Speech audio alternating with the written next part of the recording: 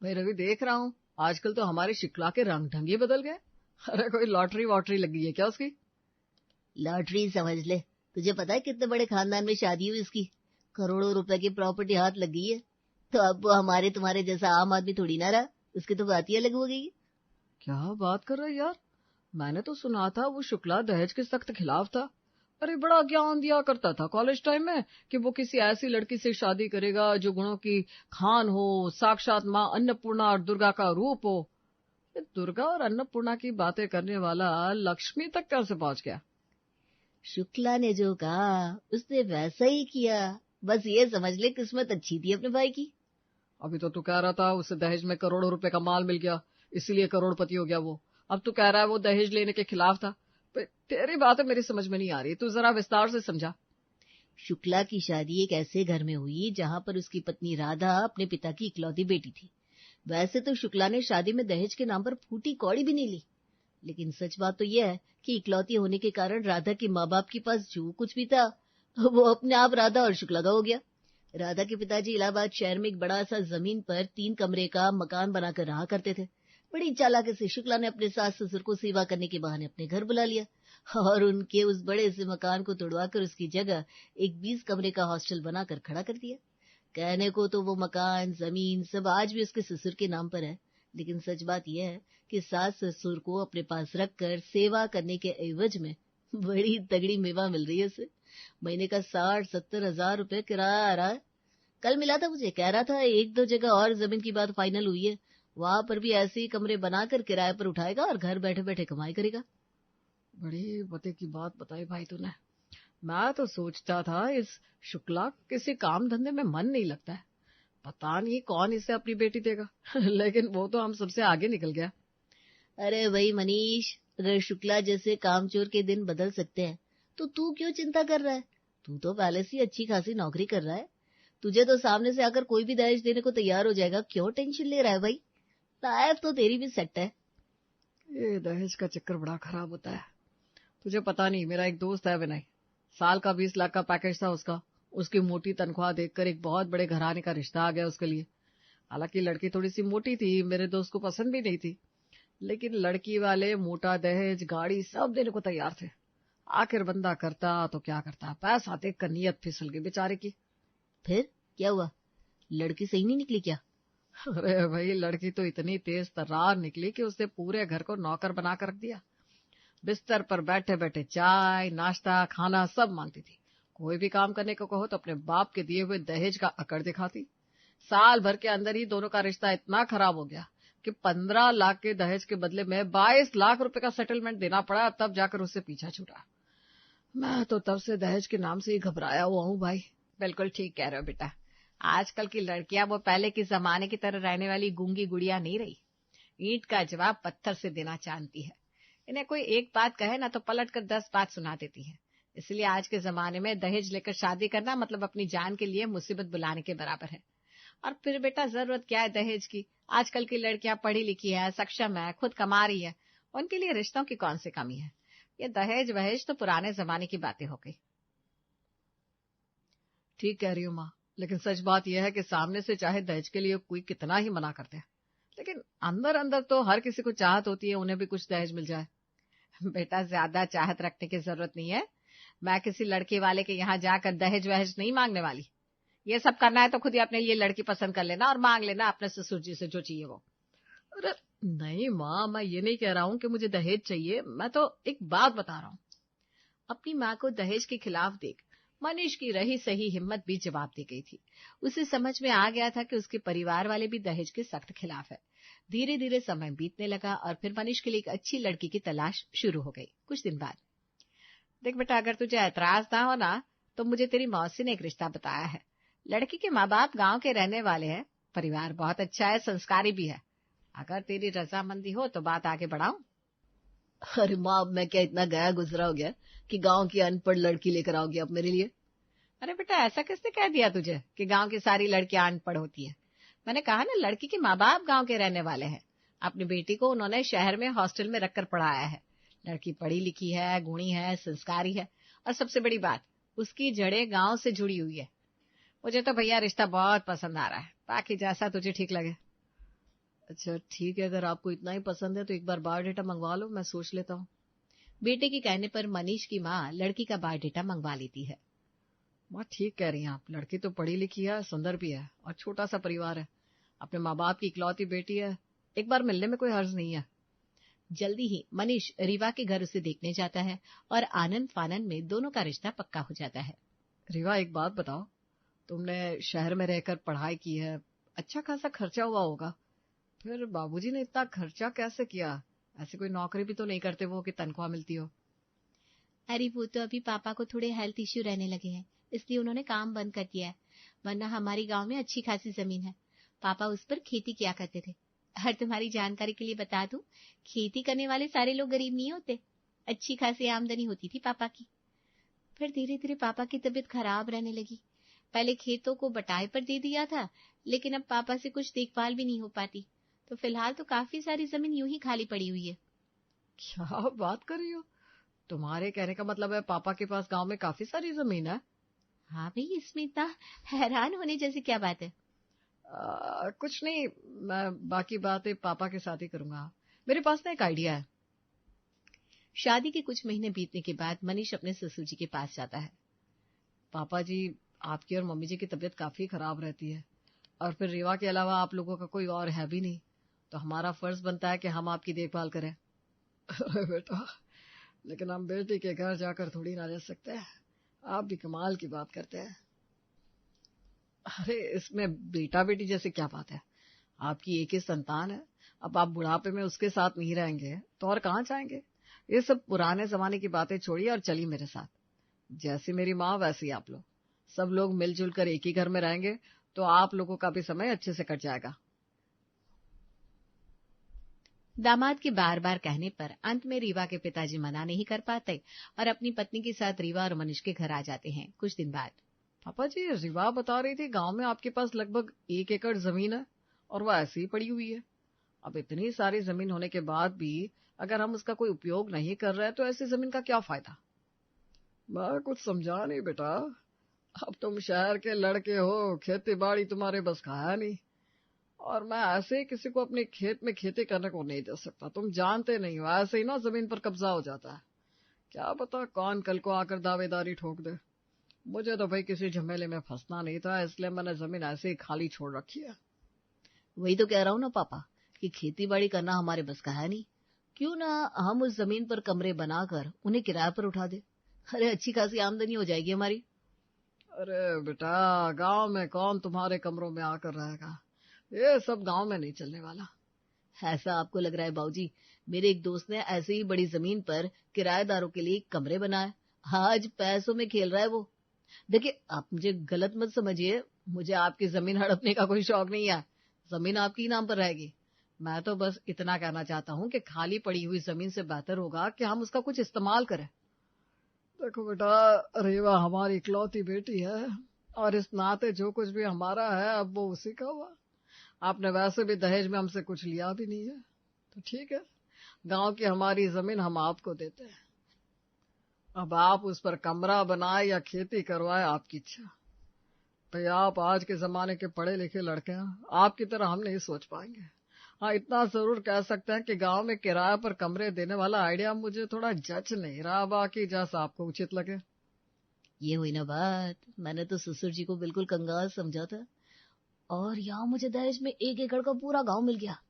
अब मैं इस जमीन पर 2 रूम सेट के फ्लैट बनवाकर उन्हें किराए पर उठाऊंगा, पैसों में खेलूंगा। पापा जी को तो अभी बिजनेस के बारे में कुछ आइडिया है नहीं। मनीष बैंक से लोन लेकर गांव की जमीन पर कमरे बनवाता है और फिर महीनों की भाग दौड़ के बाद आखिर में उसके कमरे बनकर तैयार हो जाते हैं। मानना पड़ेगा दामाद जी, बहुत बढ़िया बनाया आपने किराए के कमरे, हर चीज की सुविधा है भाई। गांव वालों के बारे में कौन इतना सोचता है, दिल खुश हो गया देखकर। मैं क्या कह रही थी, हमारा तो गांव वाला घर वैसे ही मिट्टी का बना हुआ था, कई साल से परेशान है, बारिश में छत टपकने लगती है। आपको ऐतराज ना हो तो 2 कमरे हमें दे दीजिए।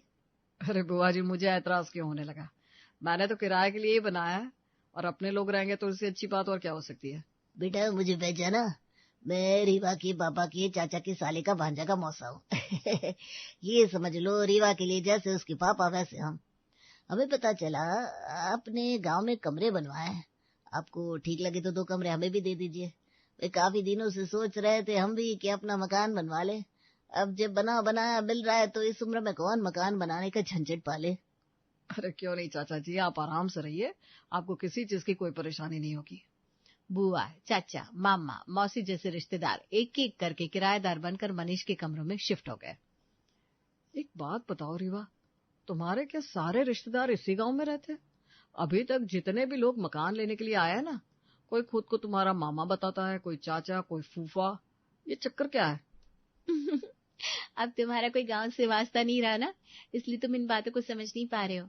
अरे भाई, गांव में अंकल आंटी का चलन नहीं होता, सबको किसी न किसी रिश्ते से ही बुलाया जाता है। और वैसे भी गांव में जितने भी अपनी बिरादरी के लोग होते हैं ना, वो किसी न किसी तरीके से दूर या पास के रिश्ते से हमसे जुड़े हुए होते हैं। इसलिए कोई हमारा मामा लगता है, कोई चाचा, कोई फूफा। वो कोई मेरे सगे रिश्तेदार नहीं है।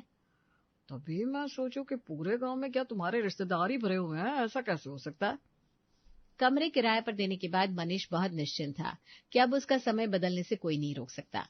लेकिन अब दिल्ली मनीष से बहुत दूर थी। धीरे धीरे समय बीतता जा रहा था। 3 महीने का समय बीतने के बाद भी अभी तक मनीष के हाथ में किराए का 1 रुपया नहीं आया था। पापा जी, आप तो उन सब लोगों को जानते हैं ना जो हमारे कमरों में किराएदार बनकर रह रहे हैं। आप एक बार गांव जाकर किराए के लिए बात क्यों नहीं करते? देखो बेटा, जितने भी लोग किराएदार बनकर उन कमरों में रह रहे हैं ना, वो किसी न किसी तरीके से हमारे रिश्ते में लगते हैं। अब उनसे पैसा मांगना अच्छा नहीं लगेगा। मैं तो कहता हूँ ये काम तुम ही करो। ससुर को हाथ खड़े करते देख मनीष चुपचाप किराएदारों को एक एक करके फोन लगाना शुरू करता है।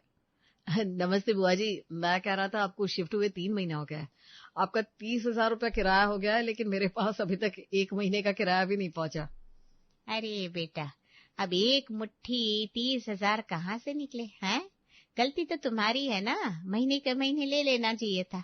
हमारे कोई मिले तो चल नहीं रहे कि एक साथ 30,000 लाकर तुम्हारे हाथ में रख दे। अरे आप किराए के कमरे में रह रही है तो हर महीने किराया तो देना ही है, ये तो आपको पता ही होना चाहिए था। इसमें मेरी गलती कहाँ से आ गई? लो भाई, हम तो आपसदारी निभा रहे और तुम हमें किराए का उलाहना दे रहे हो। अब ये बताओ, तुम्हारी नहीं तो क्या मेरी गलती है? बुढ़ापे में हमारे तो घुटने जवाब दे गए हैं, हमसे इतनी दौड़ भाग नहीं हो पाएगी। और ना ये मोबाइल में बटन दबाकर पैसा का लेन देन करना हमको आता है। तुम समय से किराया मांगने आए होते तो हम दे दिए होते। अब बताओ कहाँ से लाए इतना पैसा? ये लो, इसे कहते हैं उल्टा चोर कोतवाल को डांटे। एक तो 3 महीने से किराया नहीं दिया, ऊपर से मेरी गलती बता रही है। खैर कोई बात नहीं, लगता है मुझे गांव जाकर किराया लेकर आना पड़ेगा। ये रिश्तेदार बनकर आए हुए किराएदार उतने सीधे नहीं है जितना मैं समझ रहा था। मनीष समझ चुका था किसी भी किराएदार को फोन करने का कोई खास फायदा नहीं होने वाला, क्योंकि सबने अपने पास कुछ न कुछ बहाना बनाकर पहले से तैयार रखा होगा। इसलिए वो गांव की ओर रवाना हो जाता है। लीजिए बुआ जी, आपकी शिकायत दूर कर दी मैंने। मैं आ गया यहाँ किराया लेने के लिए। अब आप जल्दी से किराया दे दीजिए, कई महीने का किराया बाकी है आपके ऊपर। मनीष बेटा, तुमने तो बिल्कुल ऐसी बात कर दी जैसे हम तुम्हारा किराया खाकर कहीं भागे जा रहे हैं। अरे भाई, तुम्हारा कमरा खिसका कर ले नहीं जाएंगे, और अपनी बुआ के लिए कुछ कर दोगे तो आशीर्वाद ही मिलेगा, कुछ बिगड़ेगा नहीं तुम्हारा। अच्छा तुम बैठो, हम लेकर आते हैं। लगता है आज तो बुआ जी किराया दे ही देंगे। थोड़ी देर में बुआ जी 2 लौकी और 1 कद्दू मनीष को पकड़ाती है। खेत की ताजी ताजी लौकी और कद्दू है। रीवा बिटिया को कहना बुआ बहुत याद करती है उसे। अब वो सब तो ठीक है बुआ जी, लेकिन मैं कह रहा था किराया दे देते तो मैं निकलता। हम अपनेपन वाली बात कर रहे हो और तुम बिल्कुल हमसे किराएदार वाली टोन में बात कर रहे हो। कहा था ना हमने तुमसे कि पैसे कोई हर समय रखे थोड़ी ना रहते। अभी पैसे ना है फिर आना। बुआ जी के यहाँ से निकलने के बाद मनीष सीधा मामा जी के यहाँ पहुंचता है। मामा जी याद होगा मैंने आपको फोन किया था तो दे दीजिए, फिर निकलना भी है। ठीक है बेटा, अभी लेकर आता हूँ। मामा जी थोड़ी देर बाद आते हैं और अपने हाथ में पकड़ी हुई एक बोतल मनीष की तरफ बढ़ा देते हैं। ये लो बेटा, जैसे तुमने फोन करके बताया था ना तुम आ रहे हो, तो मैं तुम्हारी मामी से कहकर ताज मत्था निकलवा कर रख लिया था। लो बेटा, ताजा मत्था और देसी घी। अब शहर में कहाँ मिलता होगा तुम्हें इतना शुद्ध घी दूध है। मत्था ले जाओ, रीवा बिटिया भी याद करेगी मामा जी ने क्या कमाल का तोहफा भेजा है उसके लिए। अरे मामा जी, किराया लेने के लिए आया हूँ और आप मुझे मटके की बोतल दे रहे हैं। मट्ठा मट्ठा छोड़िए, किराया बताइए। हद करते हो भाई, रुपए पैसे का क्या है, वो तो हाथ का मैल होता है। असली धन जो है वो सेहत है। हम तुम्हें सेहत बढ़ाने वाली चीज दे रहे हैं और कोई एक पैसे की मिलावट साबित कर दे हमारे घर के घी दूध मत्ती में तो हम भैंस बेच देंगे कसम से। अरे मामा जी, आप अपनी भैंस रखिए या बेचिए, मुझे उससे क्या। आप बस इन 2 कमरों का 3 महीने का किराया दे दीजिए, मुझे शहर में और भी जरूरी काम है। अरे बेटा ले लेना, खाते हैं हम, कहाँ कौन सा कहीं भागे जा रहे हैं। उनकी बातें सुनकर लग रहा है ये किराया देने के मूड में बिल्कुल नहीं है। यहाँ टाइम वेस्ट करने से कोई फायदा नहीं है। मौसी जी के यहाँ चलता हूँ, वो मुझे थोड़ी समझदार लगती है। कम से कम कोई किराया तो दे दे, वरना मेरा तो यहाँ आने का पेट्रोल भी वेस्ट हो जाएगा। मनीष जल्दी जल्दी कदम बढ़ाते हुए मौसी जी के कमरे तक पहुंचता है। अरे बेटा आ गया तू, आजा आजा, जल्दी से हाथ मुंह धो ले, चाय नाश्ता लगाती हूँ। अरे मौसी जी, चाय नाश्ता रहने दीजिए, बड़ी मुश्किल से समय निकाल कर आया हूँ। शाम तक घर भी लौटना है, रात में जरूरी मीटिंग है। आप बस ना किराए के पैसे दे दीजिए। ये देख, मैंने रिवा बिटिया के लिए अपने हाथों से स्वेटर तैयार किया है, ये ले जाओ और रिवा को कहना इसे मौसी का प्यार समझे। अरे मौसी जी, स्वेटर वगैरह अपनी जगह ठीक है, मैं कह रहा था किराए का पैसा दे देती तो मैं निकल जाता। अरे बेटा, तुम्हारा कांटा तो ऐसा लग रहा है जैसे पैसों पर आकर रुक गया है। अब चलो साफ साफ बता देते हैं। अभी ना बेटा, हाथ थोड़ा तंग चल रहा है, फिर इतने सालों की रिश्तेदारी है तुम्हारे ससुर के साथ, उनका पैसा कहीं जाएगा नहीं। मौसी की बात सुनकर अब तो मनीष का सर चकराने लगा था। अरे मौसी जी, मैं सिर्फ अपना 3 महीने का किराया मांग रहा हूँ और आप बातों को कब से गोल गोल घुमाई जा रही है। फोन पर तो आपने कहा था आप किराया देने के लिए तैयार है, अब किराए को छोड़कर दुनिया भर की बातें कर रही है। मना नहीं कर रही हूँ, किराया तो हम देंगे ही, बस अभी नहीं दे सकते। हर समय घर में पैसा थोड़ी ना रखा रहता है बेटा। मौसी जी की बात सुनने के बाद मनीष अपना सर पीट लेता है। एक एक करके सारे किराएदारों से ना सुनने के बाद अंत में थक हार कर मनीष घर पहुंचता है। पापा जी, आप शायद ठीक ही कह रहे थे। गांव में आपकी जमीन पर कमरा बनवा कर मैंने बहुत बड़ी गलती कर दी। उन कमरों से तो इतना पैसा भी नहीं निकल पा रहा कि लोन की किस्त भर सकूं। मैंने सोचा था कमरों से कुछ आमदनी हो जाएगी, लेकिन यहाँ तो अपनी तनख्वाह भी लोन की रकम भरने में निकल जा रही है। ये कहानी शुरू होती है पूजा के घर से। क्या औरत का घर शादी के बाद उसकी रसोई होती है? क्योंकि 14 से 15 घंटे तो वो बेचारी वहीं होती है। रोज की तरह सवेरे सवेरे नाश्ता बनाती हुई पूजा अपने सामने वाली पड़ोसन से खिड़की से बात कर रही थी। और क्या बना रही हैं अनीता भाभी आप? मैं क्या बनाऊंगी पूजा, मैं तेरी तरह थोड़ी ना हूँ जो सुबह उठती ही रसोई में चली आती और घर के हर पर्सन के लिए उसके हिसाब का खाना बनाती है। मैं ऐसा करने लगी ना तो मेरा सारा जीवन किचन में ही चला जाएगा, फिर मैं खुद का ध्यान कैसे रखूंगी। तो भाभी आप भैया को खाने में क्या देती हैं? अरे हर रोज़ नाश्ते में ब्रेड मटर बना देती हूँ। जिस दिन सेट मैक्स पर सूर्यवंशम आती है ना, उस दिन तो हम खाना बाहर ही खाते हैं। अगर धूप बहुत ज़्यादा हुई तब तो मैं किचन में जाती नहीं, और बारिश हो गई ना तो प्रेम खाना बनाता है। आपका तो बहुत अच्छा है भाभी, ऐसे तो आदमी आधे से ज़्यादा वक्त रसोई जाने से ही बच जाए। तो रसोई से बचना ही तो है। मछली पकड़ने आई हो समंदर में, समंदर के अंदर बैठने नहीं। सबको खाना परोसने के बाद हमें मिलता क्या है? सभी का छोड़ा हुआ झूठा या फ्रिज की ठंडी रोटियाँ। इनका क्या है? इन्हें तो मौसम के हिसाब से खाना खाना है।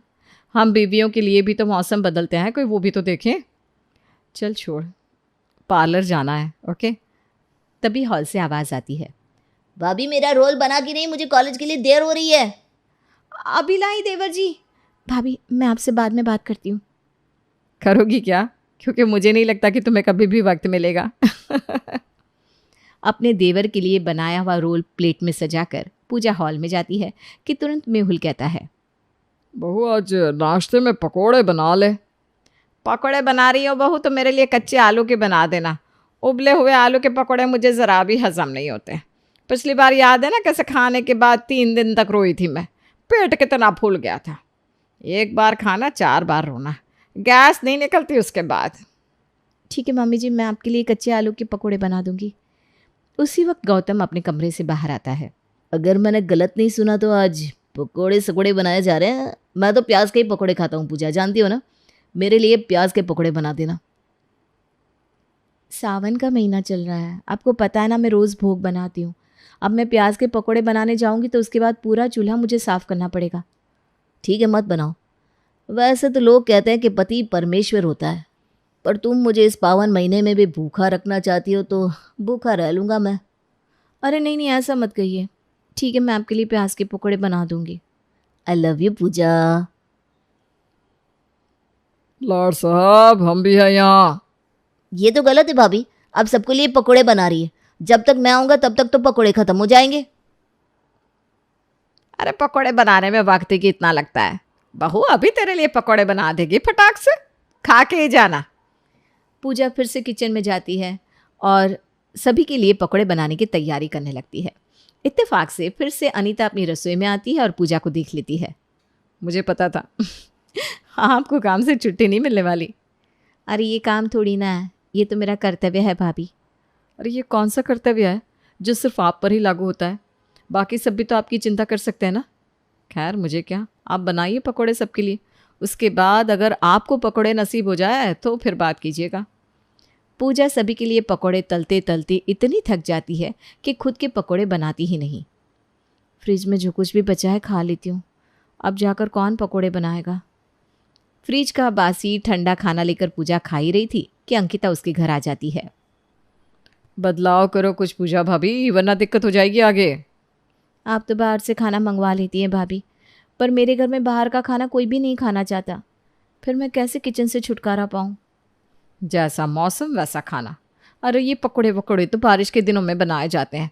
रोज़ रोज़ रोटी, अलग से पकोड़े, चटनी, सलाद। अरे क्यों भाई साहब इतना कुछ?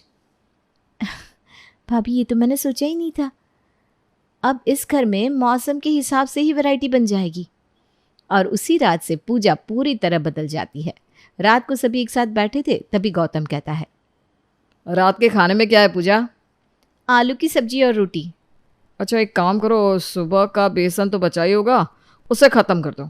जो बेसन का घोल बचा है उससे पकोड़े छान दो मेरे लिए, मैं पकोड़े ही खा लूँगा। अच्छा तो फिर आपके हिस्से की बची हुई सब्जी कौन खाएगा? कोई नहीं, फिर उस सब्जी को मुझे फ्रिज में रखना होगा। फिर फ्रिज की उस बासी सब्जी अगले दिन कौन खाएगा? अब से इस घर में ये सब नहीं होगा। बारिश हुई है क्या जो आपको पकोड़े चाहिए? रोटी सब्जी बनी है, खा लीजिए।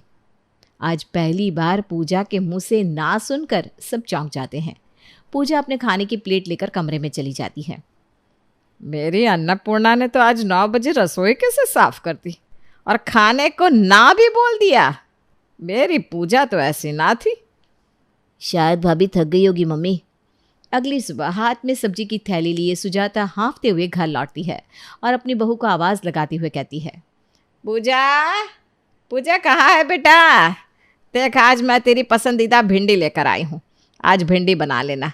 सबकी मन की करते करते तू अपनी मन की कर ही नहीं पाती ना। कितनी फिक्र करती हैं आप मम्मी जी मेरी। देखिए तो कैसे हाँफ रही है। आप ज़रूर सस्ती सब्जी ढूंढने के चक्कर में मंडी में अंदर तक चली गई होंगी। बैठिए, मैं आपके लिए पानी लेकर आती हूँ। अरे नहीं नहीं बहू, देख थैली में ना ताज़े रस वाले नींबू लेकर आई हूँ, उससे शिकंजी बना ले।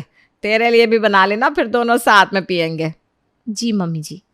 रसोई में जाकर पूजा जैसे ही नींबू काटने जाती है, पूजा को रसोई में देखते ही अपनी खिड़की से अनीता कहती है, सुबह के 8 बज रहे हैं, अगस्त का महीना है, इतनी धूप भी नहीं है कि शिकंजी बनाई जाए। आपको रसोई में रहना है क्या भाभी? अच्छा याद दिलाया भाभी आपने। अरे पूजा क्या कर रही थी तू ये? पूजा बाहर आती है और अपनी सास से कहती है, गर्मी का मौसम तो है नहीं मम्मी जी कि शिकंजी बनाई जाए। जग में पानी भरा हुआ है, आप ले लीजिएगा, और नाश्ता मैंने बना दिया है, मैं ज़रा बाहर होकर आती हूँ। ये कहकर पूजा अनीता के घर चली जाती है। बहू ने तुझे शिकंजी देने से मना कर दिया, यह तो बड़ी अजीब बात है। अब रसोई में तीनों वक्त का मिलाकर एक ही वक्त का खाना बनता, बाकी सभी को वही खाना गर्म करके खाना पड़ता। इसी तरह दिन बीतते जाते हैं। एक दिन निखिल अपनी भाभी से कहता है, कल अगर मटर खाने को मिल जाए तो मज़ा आ जाए, नहीं भाभी? मौसम है क्या मटर खाने का देवर जी? इतनी अच्छी आलू की सब्जी बनाई है मैंने, खाइए, मज़े लूटिए। वैसे बड़े दिन हो गए, आजकल पकोड़े भी नहीं बनते। तुम तो पहले कभी छोले भटूरे, कभी पाव भाजी, क्या क्या नहीं बनता था हमारे घर में। ये पाव भाजी, छोले भटूरे छुट्टियों में अच्छे लगते हैं। अभी रक्षाबंधन आ रहा है ना, फिर दिवाली आएगी, उस दिन बना दूंगी। रोज़ रोज़ बनाने की चीज़ें थोड़ी ना ये। अच्छा ठीक है। इस तरह अनीता की बात सुनकर पूजा किचन से फ्री रहना शुरू कर देती है। अब दिन भर फ्री बैठी पूजा को कुछ समझ में नहीं आता कि वो क्या करे, जिस कारण वो चिड़ी चिड़ी रहने लगती है।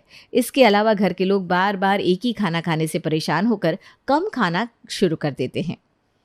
पता है मम्मी, आज मैंने वेट चेक किया, पिछली बार 75 था और आज 71। मुझे भी ना आजकल बस चक्कर आते रहते हैं बेटा। बहू ने हम सबकी आदतें ही बिगाड़ दी थी। गर्मा गर्म खाना खिलाती थी, स्वादिष्ट खाना खिलाती थी। अब तो एक ही वक्त बना हुआ खाना बार बार खाने का मन भी नहीं होता। एक काम करती हूँ, अब से मैं ही खाना बना लेती हूँ। और अपने घुटने के दर्द से परेशान, शरीर में 10 बीमारियां लिए सुजाता जैसे ही रसोई में जाकर स्टव ऑन करती है, पूजा भागते हुए रसोई में आती है और अपनी सास का हाथ पकड़ लेती है। 4 महीने पहले ही जल गई थी ना आप? डॉक्टर ने आपको गर्म चीज़ों के पास जाने से मना किया है, फिर भी आप किचन में आ गई। अब तुझे काम करने में थकावट हो रही है ना बेटा, तो मैं काम कर लेती हूँ। क्या फ़र्क पड़ता है, काम तू करे या मैं करूँ। और डॉक्टरों का तो रहने ही दे, वो तो चाहते ही नहीं कि उनके पेशेंट कोई काम करे ताकि उन्हें उनकी फ़ीस मिलती रहे। मैं भी कितनी पागल थी मम्मी जी, जो अनीता भाभी की बातें सुनकर अपने घर वालों की फिक्र ना करके सिर्फ खुद की सोच रही थी। दिन भर मैं फ्री ही रहती हूँ मम्मी जी, कोई काम नहीं होता करने को। अकेले बैठे रहने के कारण मेरे सर में और दर्द हो जाता है। ये रसोई मेरी है मम्मी जी, और इसे मैं ही संभालूंगी। पूजा ये कह रही थी कि तभी अचानक अनीता के घर से ज़ोर ज़ोर से चिल्लाने की आवाज़ आने लगती है। उसका पति उसका हाथ पकड़कर घर से बाहर ले आता है। मेरी माँ को मुझसे अलग कर दिया तुमने, अब तुम मुझे भी मारना चाहती हो। कितना फ्रस्ट्रेटेड करोगी अनीता। तुम मुझे डिवोर्स नहीं दोगी मुझे पता है, पर मैं तुम्हें डिवोर्स देता हूँ और ये रखोगी ये घर अपने पास। मैं जा रहा हूँ यहाँ से। जो खाना बनाने के काम को पुण्य का काम ना समझकर बोझ समझे, उसके घर में तो ये होना ही था। ये कहकर पूजा अपनी रसोई की खिड़की बंद कर लेती है ताकि उसे कभी भी अनीता का चेहरा ना देखना पड़े। कुछ देर में पूजा सभी के लिए उनके पसंद के पकौड़े बनाकर बाहर ले आती है। अरे वाह, बिना बारिश के पकौड़े। राधा का लक बहुत अच्छा होता है, जिससे सिर्फ उसके ही नहीं पर साथ वाले लोगों के भी काम बन जाते हैं, जिस वजह से उसके दोस्त और परिवार वाले हमेशा किसी भी जरूरी काम के लिए राधा को अपने साथ ले जाते हैं। अरे राधा कहाँ मर गई, जल्दी इधर आ। अरे देख तो, लॉटरी का रिजल्ट आने वाला है, मेरी टिकट का नंबर तो देख जल्दी से। सास के बुलाने पर राधा अपने सारे काम छोड़कर लॉटरी का रिजल्ट देखने जाती है और सास लॉटरी जीत जाती है। अरे जीत गई भाई, जीत गई। मेरी 2 लाख की लॉटरी लग गई। वैसा तू किसी काम की हो या नहीं ये तो नहीं पता, पर तेरा गुड लक मेरे बहुत काम का है। अब मेरे सर पर क्यों खड़ी है, जा जाकर काम कर। राधा की सास को उसकी गुड लक से ज्यादा ना अपनी बहू की फिक्र है और ना ही उससे प्यार, पर राधा कभी किसी चीज की कोई शिकायत नहीं करती। लॉटरी जीतने के अगले ही दिन अचानक सास की तबीयत खराब हो जाती है और उसे हॉस्पिटल में एडमिट करते हैं। बीमारी का कुछ पता नहीं चल रहा, फुल बॉडी चेकअप करना पड़ेगा। आपको जो करना है कीजिए। सास के सारे टेस्ट होते हैं पर कोई बीमारी नहीं निकलती, जिसके बाद उन्हें डिस्चार्ज तो मिल जाता है, लेकिन लॉटरी में जीते सारे पैसे बिल देने में निकल जाते हैं। अरे वही बात हो गई, हाथ आया पर मुंह को ना लगा। मम्मी जी, पैसा आता जाता रहेगा, जान ज्यादा प्यारी है। राधा की बात को इग्नोर करते हुए सास घर से निकल जाती है। तभी पड़ोस वाली निम्मी आंटी उनके घर आती है। मैंने कहा घर में कोई है? जी आंटी कहिए। अरे अच्छा हुआ राधा तू मिल गई, मुझे ना अर्जेंट में तेरी मदद चाहिए। निम्मी राधा को कुछ बताए बिना सीधा अपने घर की रसोई में ले जाकर उसे खड़ा कर देती है। ये भटूरे अच्छे बनना किसी गुड लक से कम नहीं, इसलिए प्लीज जब तक जमाई के घर वाले खाना खा रहे हैं तो यहीं रहना। आंटी जी, बस भटूरे फूल जाए इसलिए आपने मुझे यहाँ बुलाया। ठीक है, मैं हेल्प कर देती हूँ।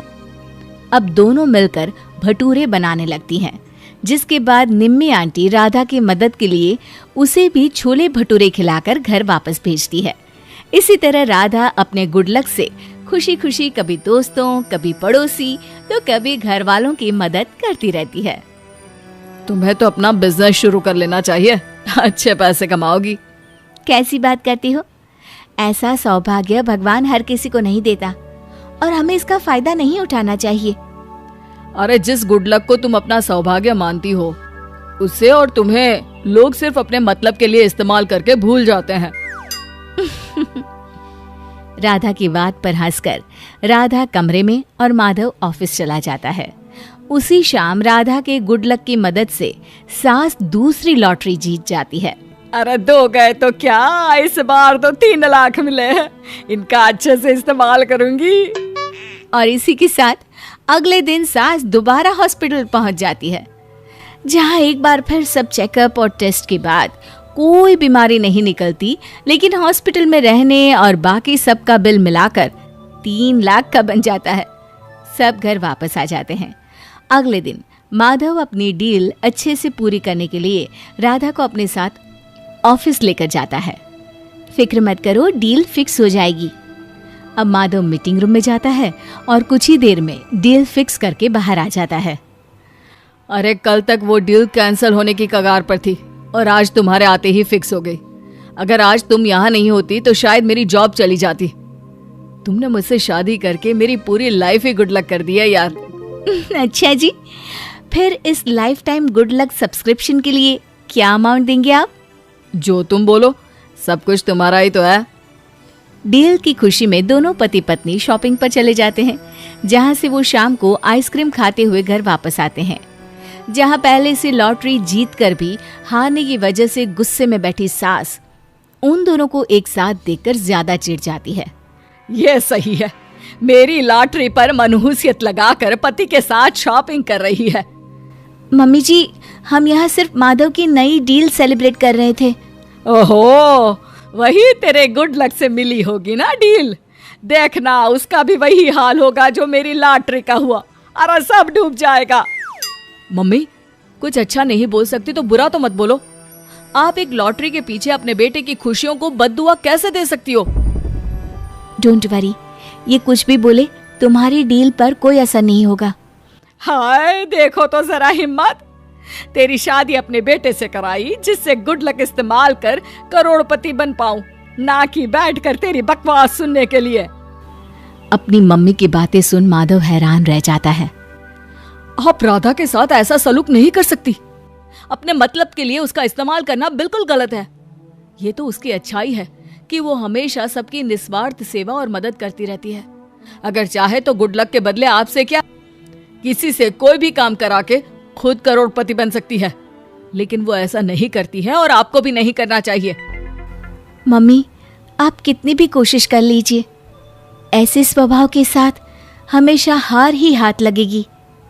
सास को ऐसा बोल राधा रसोई में चली जाती है, जिसके पीछे माधव भी रसोई में आता है। तुमने ऐसा क्यों बोला कि हमेशा हार मिलेगी? क्योंकि मम्मी का स्वभाव मेरे और गुड लक के लिए अच्छा नहीं है, इसलिए उनके साथ अच्छा नहीं हो सकता। मतलब मैं कुछ समझा नहीं। जो इंसान सिर्फ अपने फायदे के लिए किसी मतलब से गुड लक का इस्तेमाल करता है और फिर उसके लिए कोई इज्जत नहीं दिखाता, तो गुड लक उसके साथ नहीं रहता और उसका बना हुआ काम भी बिगड़ जाता है। जैसे कोई बीमारी नहीं होने पर भी मम्मी लॉटरी जीतते ही हॉस्पिटल पहुंच जाती हैं। ओह, तो वो इस वजह से होता है। मतलब अगर कोई गुड लक का इस्तेमाल कर उसकी इज्जत नहीं करेगा तो उसके साथ कुछ भी हो सकता है। फिक्र मत करिए, किसी की जान पर कोई खतरा नहीं है। बस उतना ही होता है जितने में गुड लक से बना काम बिगड़ जाए। रसोई के बाहर खड़ी सारी बातें सुन रही सास ये सुनते ही रसोई के अंदर आती है। आखिर आज पक्का हो गया कि मेरे बने हुए काम ये कुल्हड़ औरत ही बिगाड़ रही है। जस्ट फॉर द इंफॉर्मेशन, इसमें मेरा कोई हाथ नहीं है, ये गुड लक का नियम है। अरे जब गुड लक तेरा है तो नियम भी तो तेरे ही बनाए होंगे ना, जिससे मैं कभी अमीर ना बन पाऊं। मुझे आपसे कोई दुश्मनी नहीं है। जब मैं छोटी थी तो मेरा लक बहुत खराब था, जो काम करने जाती बिगड़ जाता। इसलिए मम्मी पापा एक सिद्ध बाबा के पास लेकर गए। उन्होंने मुझे इस गुड लक का वरदान दिया और साथ ही ये नियम भी बनाए। तुमने आज से पहले ये सब क्यों नहीं बताया? क्योंकि कभी जरूरत नहीं पड़ी। लेकिन अगर आज मम्मी को सच पता नहीं चलता और वो जबरदस्ती अपने लालच के लिए दोबारा गुड लक का इस्तेमाल करती तो ये शायद हमेशा के लिए चला जाता। देखा माँ, तुम सिर्फ अपनी मैं की दुनिया की वजह से असली दुनिया में क्या तूफान खड़ा कर रही हो। बेटे बहू की बात सुनकर सास को अपनी गलतियों का एहसास होता है और उसी दिन से वो अपने पर्सनल एजेंडा के लिए गुड लक का इस्तेमाल करना छोड़ परिवार के साथ खुशी से रहती है। ये कहानी शुरू होती है प्रिया के घर से। प्रिया नागपुर के मिडिल क्लास परिवार में पली बड़ी एक लड़की थी। प्रिया के घर में बहुत पैसे तो नहीं थे, पर प्यार बहुत था। सुबह सुबह सूट पहनी हुई प्रिया अपने कॉलेज के लिए निकल रही थी। हे कान्हा जी, अच्छे से एग्जाम दिलवा देना, लास्ट सेमेस्टर है। फर्स्ट क्लास पास हो जाऊं और पूरे मोहल्ले में पापा का नाम रोशन कर दो, बस इतना ही मांगती हूँ भगवान। अरे तू फर्स्ट क्लास ही पास होगी बेटा, तेरी मेहनत देखी है मैंने। अब ये ले प्रसाद और जल्दी जल्दी कॉलेज के लिए निकल, बाहर नेहा तेरा वेट कर रही है। तभी रसोई से प्रेरणा बाहर आती है। क्या जी, आप भी ना भूखे भेज देंगे क्या? कुछ खाया भी नहीं है सुबह से बेचारी ने। पर अब तो खाने का टाइम भी नहीं बचा है मम्मी। अरे मुझे पता है लाडो, सुबह 3 बजे से तो रिवीजन कर रही है, कहाँ से टाइम मिलेगा।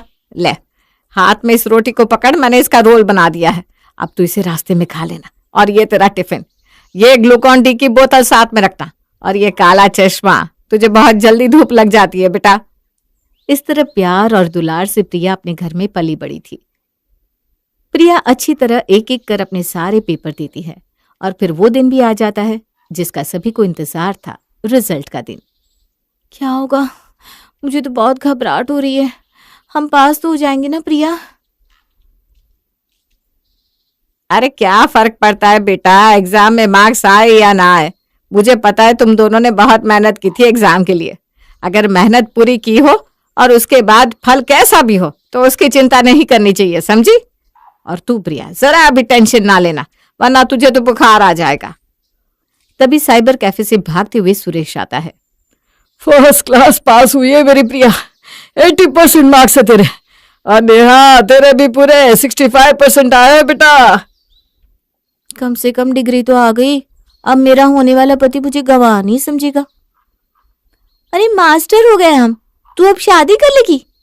आज रिजल्ट आया ना, अब देखना कल से मेरे लिए मम्मी पापा लड़के देखना शुरू कर देंगे, फिर मैं तुझे अकेला छोड़कर चली जाऊंगी। फिर तो मैं भी शादी कर लूंगी ना। अरे तुझे मंजूर है शादी? तब तो बहुत अच्छी बात है। मैं तुझसे यही पूछने वाली थी कि मैं सोच रही हूँ कि तेरी पढ़ाई तो पूरी हो गई है, अब तेरे लिए लड़के देखना शुरू कर दूं क्या? सबसे बेस्ट लड़का ढूंढूंगी तेरे लिए, मेरी फूल जैसी बेटी के लिए फूलों जैसा ससुराल। तुझे हम लड़के दिखाएंगे, जो लड़का तुझे पसंद आएगा उसी से तेरी शादी करेंगे। घूमना फिरना बातें करना और फिर समझ में आए तो ही शादी करना, कोई जोर जबरदस्ती नहीं। अब ये क्या बात हुई? तो शुरू ही हो जाती है। हो सकता है प्रिया के मन में कोई हो। ऐसी बात है तो बता देना प्रिया, हम तेरी शादी उसी से करवाएंगे, समझी? अरे नहीं अंकल जी, ऐसी किस्मत हमारी का, पूरी कॉलेज में हम बस 2 ही है जिनको कोई पूछता भी नहीं। और प्रिया की हामी मिलते ही उसके घर वाले उसके लिए अच्छे अच्छे घरों का रिश्ता देखना शुरू कर देते हैं। और फिर बारी आती है प्रेम के घर वालों से मिलने की। प्रेरणा जी, सारी तैयारी हो गई है ना? कुछ देर में लड़के वाले आते ही होंगे। अरे काहे की तैयारी हो गई है? मैंने आपको कहा था कि समोसे कचौरियां लाकर बाहर रखिएगा, आपने उन्हें फ्रिज में रख दिया।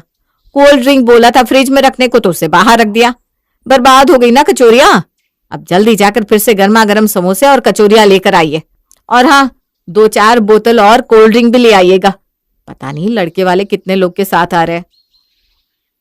मैं भी जाकर ना प्रिया को तैयार कर देती हूँ आंटी। और किसी भी और परिवार की तरह भाग दौड़ में घबराते हुए प्रिया के घर वाले लड़के वालों के स्वागत की तैयारी में लग जाते हैं। कुछ देर बाद प्रेम का परिवार दरवाजे पर पहुंचता है। आइए आइए मुरली जी। बेटा प्रेम, घर ढूंढने में कोई तकलीफ तो नहीं हुई ना? नहीं नहीं जी, कोई तकलीफ नहीं हुई। शकुंतला अंदर आती है और सीधा प्रिया से बात करना शुरू कर देती है। जाओ बेटा, आंटी के लिए नाश्ता लेकर आओ। नहीं नहीं बेटा, कोई जरूरत नहीं इन सब चीजों की, हम यहाँ नाश्ता करने नहीं, अपनी बहू लेने आए हैं। बताओ प्रिया, क्या शौक है तुम्हारे? शादी के बाद जॉब करना चाहोगी या घर संभालना? जो आप लोग कहे आंटी जी, मुझे दोनों ही चीज़ में कोई दिक्कत नहीं है। मुझे बस एक ऐसा घर चाहिए जहाँ सब प्यार से रहे, बस और कुछ भी नहीं। बच्ची तो बड़ी प्यारी है आपकी। मुझे तो प्रिया बहुत भा गई है सुरेश जी। तू भी पूछ ले प्रेम, जो भी पूछना है प्रिया से। आखिर शादी तेरी होने वाली है, हमारी नहीं। आपने पूछ लिया ना मम्मी, मैं समझ गया, मेरे सारे सवालों के जवाब मिल गए मुझे। मुरली जी, आप तो कुछ कह ही नहीं रहे। वो कुछ कहेंगी भी नहीं। वो क्या है ना, आज उनका मौन व्रत है। हम है ना, तो हम ही कह रहे जो भी कहना है। हमें ये रिश्ता मंजूर है। अब आप लोग बताइए। अरे प्रेम तो बड़ा प्यारा बच्चा है, हमें भी प्रेम भा गया है शकुंतला जी। पर हमारी बेटी बहुत ही नाजों से पली बड़ी हुई है, जरा भी सास के साथ अनबन वो बर्दाश्त नहीं कर पाएगी। मेरी आप लोगों से विनती है, आप प्रिया का बहुत अच्छे से ख्याल रखिएगा। ऐसी बात है तो आप टेंशन मत लीजिए आंटी जी। मैं आपको वादा करता हूँ, शादी के बाद हर लड़की अपनी सास से परेशान हो जाती है, पर मेरी माँ ऐसी नहीं है। अपने ससुराल में प्रिया को अपनी सास से कभी कोई शिकायत नहीं होगी, ना ही मुझसे, और हुई तो आपका जूता और मेरा सर। आपने कह दिया और मैंने मान लिया, अब मुझे कोई टेंशन नहीं है। और एक अच्छा सा मुहूर्त देखकर प्रिया के परिवार वाले अपनी फूल सी बेटी की शादी प्रेम से कर देते हैं। पर उन्हें पता नहीं था, जिस ससुराल को वो फूलों का आशियाना समझ रहे थे, वो असल में कांटों का बिस्तर था। अपने ससुराल के पहले दिन प्रिया आराम से सो रही थी कि उसके कमरे के दरवाजे पर दस्तक होती है। आंखें मसलती हुई प्रिया दरवाजा खोलती है तो सामने अपने ससुर को देखती है। वो निकम्मा कहाँ है? अभी तक सो ही रहा है क्या? इसीलिए तो आज तक यहीं है। सूरज के बाद जो उठते हैं उसकी किस्मत सो जाती है। मुझे देखो, नहा धोकर तैयार भी हो गया 5 बजे में। जी पापा जी, मैं भी बस 2 मिनट में आई। मुरली वापस चला जाता है। प्रिया, इतनी सुबह तुम क्यों उठ गई? पापा जी आए थे दरवाजे पर। पहली बार किसी नई दुल्हन को ससुर को उठाते हुए देखा है। शायद उन्हें भूख लगी होगी, मैं जाती हूँ। प्रिया रसोई में जाती है और नाश्ता बनाना शुरू करती है। तभी उसके कानों में किसी के खांसने की आवाज आती है। पीछे मुड़कर प्रिया देखती है तो मुरली उसके पीछे खड़ा है। जैसी खुद है शकुंतला जी, वैसी ही लड़की ढूंढ कर लाई है। इतनी तेज आंच करके रखेगी तो महीने भर का गैस 10 दिन में खत्म हो जाएगा बेटा। पैसे कोई पेड़ में थोड़ी ना होते हैं। ये कहता हुआ आगे बढ़कर मुरली गैस को कम कर देता है। अरे रे बहू, तूने आलू की सब्जी तो बना ली, फिर दूसरी सब्जी क्यों बना रही है? पापा जी, आज मेरी पहली रसोई है ना, तो कम से कम थाली में 2-4 पकवान तो रहने चाहिए ना। सबको पता तो चले मैं कितनी वैरायटी का खाना बना लेती हूँ। ये कोई बात हुई भला? एक तो मुझे कसम देकर इन लोगों ने मौन व्रत पर बिठा दिया था। पूरी शादी में मेरा कलेजा कलापता रहा। इतना खर्च करने की क्या जरूरत थी? हैं? मंदिर में भी तो फेरे हो सकते थे, पर नहीं, इन्हें दिखाना था लड़की वालों को। दिखा दिया ना। पर अब तुझे किसे दिखाना है? मुझे दिक्कत नहीं है। मैं कहता हूँ एक सब्जी भी मत बना, दही रोटी खा लेंगे। सब्जी के दाम पता है तुझे? अरे सोने के भाव मिलने लगी है सब्जियां, और तू 4 पकवान बनाने की बात कर रही है। अपने ससुर की ऐसी बातें सुनकर प्रिया वहीं की वहीं खड़ी रह जाती है। ये क्या बोल कर गए पापा जी? ऐसी बातें तो सास करती है, अपनी बहू से कौन सा ससुर ऐसे कहता है? तभी रसोई में शकुंतला आती है। तेरी असली सास तो तेरा ससुर है बेटा। तू तो आज देख रही है बेटा, मैं तो 36 सालों से इसी पति के साथ रिश्ता निभा रही हूँ। बेकार के फिजूल खर्च, घूमना फिरना कुछ भी पसंद नहीं इन्हें। सब कुछ वक्त पर होना चाहिए। वक्त पर उठना, वक्त पर सोना, वक्त पर खाना। तू मन खराब मत कर बेटा, हम है ना तेरे साथ। उनके सामने दही रोटी परोस दिया कर और पीछे से सब्जी बनाकर खा लिया कर। अरे तू क्यों अपने मुंह का स्वाद खराब करेगी? ओ मम्मी, आई लव यू। आप जैसी सास सबको मिले। फिर पापा जैसे ससुर भी मिलेंगे उन्हें, क्यों भाभी? प्रिया खाना बना लेती है। उसके बाद दोनों ननद भाभी मिलकर टेबल पर खाना परोसती हैं। टेबल पर बैठकर सभी खाना खाना शुरू कर देते हैं। क्या खाना बनाया है प्रिया? सच में, है ना मम्मी? अरे आखिर बहू किसकी है? मेरी है। अच्छा खाना तो बनाना ही था। और खाना खाते हुए सभी मिलकर आपस में हंसी ठिठोली करने लगते हैं। आँख खोलते ही तुम सब आपस में चाय चप्पड़ शुरू कर देते हो, फिर क्या बात करने को रह जाता है समझ में नहीं आता। जो मुंह बंद करके खाना भी नहीं खाया जा रहा है किसी से। और तू क्या हंसी ठिठोली कर रही है पारुल? तुझे पढ़ाई नहीं करनी क्या? और तुझे ऑफिस नहीं जाना क्या प्रेम? मुंह बंद करके खाना खा लो तो शरीर को लगे भी, और दिमाग चलाना ही है तो अपने काम में चलाओ। सॉरी पापा, मेरा तो खाना हो गया, मैं जाती हूँ पढ़ाई करने मम्मी। तो कुछ ऐसा दबदबा था मुरली का अपने घर पर सभी मुरली की बोली से थर थर कांपते थे। 10 बज गए मम्मी, पापा अभी तक दुकान क्यों नहीं गए? अरे वही तो मुझे भी समझ में नहीं आ रहा, आज ये कुर्सी से चिपक कर क्यों बैठ गए? ये निकले तो मैं टीवी सीरियल देखूं, मैं तुलसी तेरे आंगन की। मैं इनडायरेक्टली पता करके देखती हूँ मम्मी जी। प्रिया अपने ससुर जी के पास जाती है और उनसे कहती है, आपकी दुकान जाने का वक्त हो गया ना पापा जी? धूप भी बहुत है, पर जाना तो होगा ही आपको। मैं आपका टिफिन पैक कर देती हूँ और साथ में सत्तू भी दे दूंगी, ठीक है ना? नहीं बहू, टिफिन देने की कोई जरूरत नहीं है, मैं दुकान नहीं जा रहा हूँ। अभी तू नई नई घर में आई है, तुझे एडजस्ट होने में तकलीफ ना हो इसलिए 1 हफ्ते के लिए मैं घर पर ही हूँ। क्या 1 हफ्ते? मेरा क्या है, मैं तो ऐसे ही एडजस्ट हो जाऊंगी पापा जी। मम्मी है, दीदी है, और दुकान खुलेगी नहीं तो न जाने कितने ग्राहक वापस लौट जाएंगे। अरे विपिन तो है ही दुकान पर, वैसे भी आजकल कोई ग्राहक नहीं आ रहा धूप के कारण। मेरी जरूरत होगी तो मुझे दुकान पर बुला ही लेंगे वो। और टेंशन की बात भी नहीं है, बहुत विश्वासु आदमी है विपिन। और तेरी ये सास और ननद क्या सिखाएंगे तुझे, खुद तो इन्हें कोई नियम पता नहीं है। वैसे दोपहर में क्या बना रही है तू खाने में? दही रोटी पापा जी। हाँ, ये हुई ना बात। और इसी तरह जैसे तैसे फूल जैसे प्रिया के दिन अपने ससुराल में गुजर रहे थे। रात के 9 बजे जब सब एक ही साथ मुरली के डर से चुपचाप बैठे थे तो वो कहता है, कल अमावस्या है बहू, पूजा करना मत भूलना। हमारे घर में ये पूजा बहू ही करती है। पहले तुम्हारी सास करती थी, अब तुम्हें करना है। तो अभी जाकर सो जाओ, 2 बजे तो तुम्हें उठना ही पड़ेगा। 3-4 घंटे तो प्रसाद बनाने में चले जाएंगे, फिर जाकर तो कहीं पूजा होगी। और जो इस पूजा में बैठता है उसे दिन भर भूखा रहना होता है। तो अभी जो भी खाना खाना है खा लो। भूखे रहने से प्रिया के सर में दर्द हो जाता है पापा, अब ये व्रत मैं कर लूं? अरे तू इस घर की बहू है क्या? तेरा नाम प्रिया है क्या? बीच में मत बोल। एक रोज प्रिया फोन पर अपने कमरे में अपनी माँ से बात कर रही थी, तभी कुकर की सीटी बजती है। जैसे ही प्रिया सीटी बंद करने किचन में जाती है, पीछे से मुल्ले उसके कमरे में पहुंच जाता है और चालू एसी को ऑफ कर देता है। सीटी बंद करके जैसे ही प्रिया वापस रूम में आती है तो देखती है कि एसी बंद है। एसी किसने बंद किया? प्रिया फिर से एसी ऑन करती है, तभी उसे शकुंतला आवाज देती है। प्रिया जैसे ही अपने कमरे से बिना एसी ऑफ किए बाहर कदम रखती है कि मुरली उसके कमरे में जाकर एसी बंद कर देता है। किसके हाथों में आग लगी पड़ी है? कौन कर रहा है बार बार एसी बंद? शांति नहीं है क्या? 1 मिनट आदमी बाहर जाए तो एसी बंद करके जाए क्या? बाहर थोड़ी ना जा रही थी, दिमाग खराब करके रख दिया है। एसी बंद ना करना पड़े उसके लिए एक अच्छा उपाय है कि एसी ऑन ही मत करो। सुबह से मैं देख रहा हूँ वॉशिंग मशीन चलता ही जा रहा है। एक रुमाल, एक गमछा, एक शर्ट धोने के लिए कौन मशीन ऑन करता है? इसे ही पैसा पानी में बहाना कहते हैं। सही कहा पापा जी आपने, इस घर में तो सब पैसों की बर्बादी कर रहे हैं, पर अब ऐसा नहीं होगा।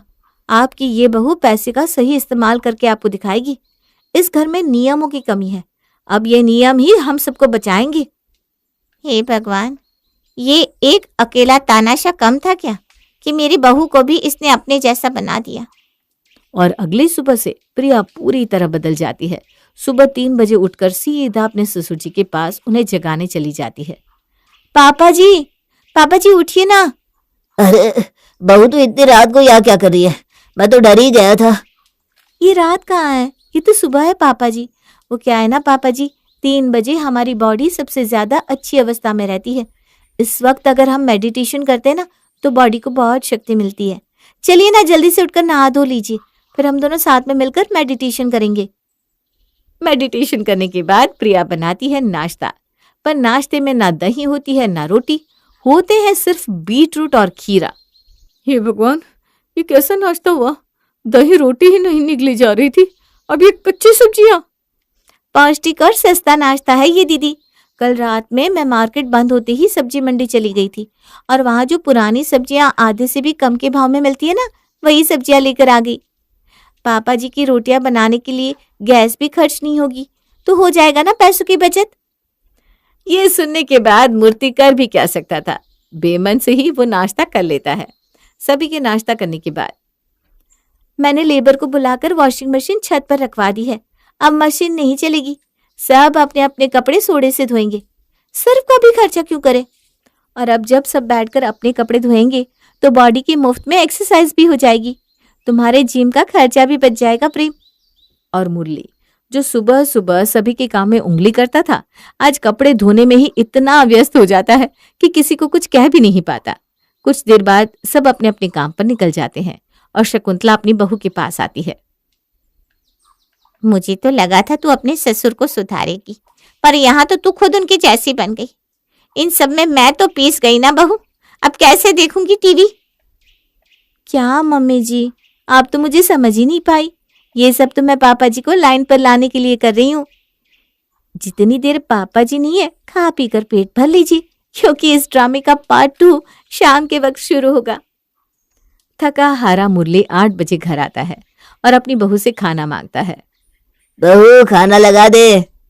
खाना तो खत्म हो गया पापा जी। रात को 6 बजे के बाद खाना नहीं चाहिए। सूर्यास्त के बाद खाया हुआ खाना जहर के बराबर होता है। इसलिए मैंने, मम्मी जी ने और पारुल ने तो खाना पहले ही खा लिया।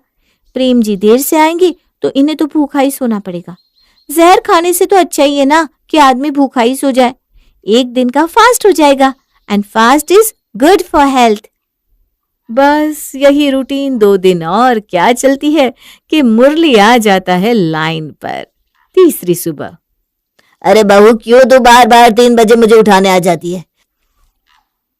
सबका शरीर अलग अलग होता है, जिसे जो समझ में आता है उसे वही करना चाहिए। तुझे 8 बजे उठना है ना, तो 8 बजे उठ। प्रेम 10 बजे उठना चाहता है तो 10 बजे उठेगा।